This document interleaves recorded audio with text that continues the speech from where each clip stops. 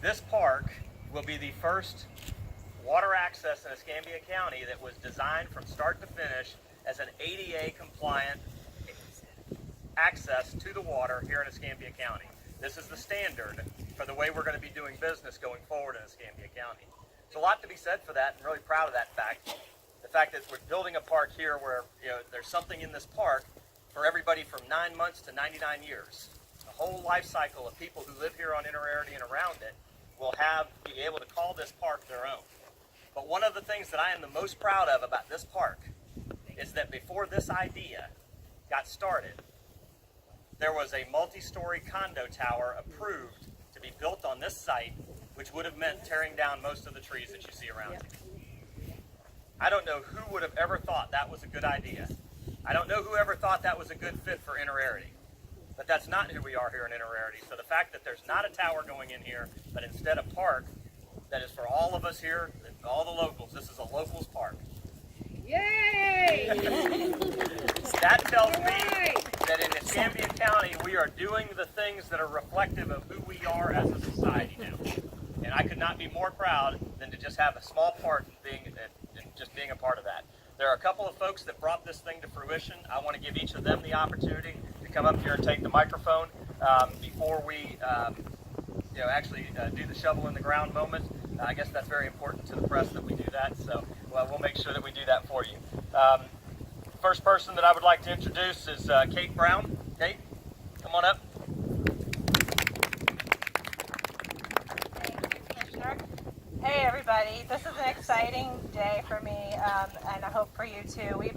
I work for the Trust for Public Land. We currently own this property. We purchased it 2 years ago with money from the Deepwater Horizon spill settlement, early restoration funding. There were some very visionary people at the Florida DEP who have since retired, who decided that what we needed along the Gulf were some new waterfront parks for communities, not for tourists, not for visitors, but for people that live in local communities to have access to the water, to restore that access for them. So they contacted us and we started looking for sites. And this was one that came up early on in the process, and we were very lucky to be able to purchase it. And we spent the last 2 years working with Wooden Partners, Meg and Mick is over here in the black, to design a beautiful new park for Escambia County. So just thrilled to be here and be finally turning some dirt and to see all of you, and thank you for your support, and stay tuned to see what's happening over the next 12 months. Thanks. Thank you, Kate. I really do appreciate that. One of the things that talking about public access to the water, if you watch the news right now, there's a lot of discussions about it, particularly over on Pensacola Beach. And you're starting to see some of those conversations start to flow over onto Perdido Key. There's a fundamental truth about rights. And this is why we as a nation fight wars overseas. It is because the only rights that you have any reasonably, or the right to claim, are those rights that you're willing to defend in others. Okay? Some of us here, we live on the water. We've been blessed enough to be able to buy access. Our tourists, when they come here, they're blessed enough to be able to rent access by staying in a condo or a hotel on the water.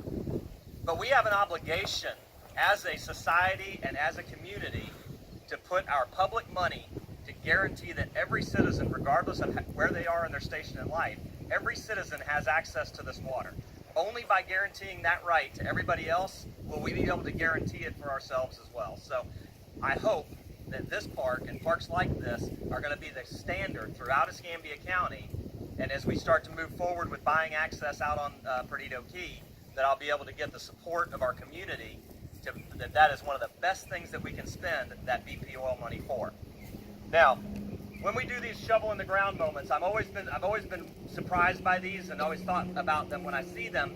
There's always a bunch of guys dressed a lot like me who get their turn at the shovel. And it's funny because you really never see these people until the cameras get turned on, and then a bunch of politicians show up and stick a shovel in the ground. I think that's disingenuous. I don't like that way of doing things, so because it's my show, we're going to do it differently this time.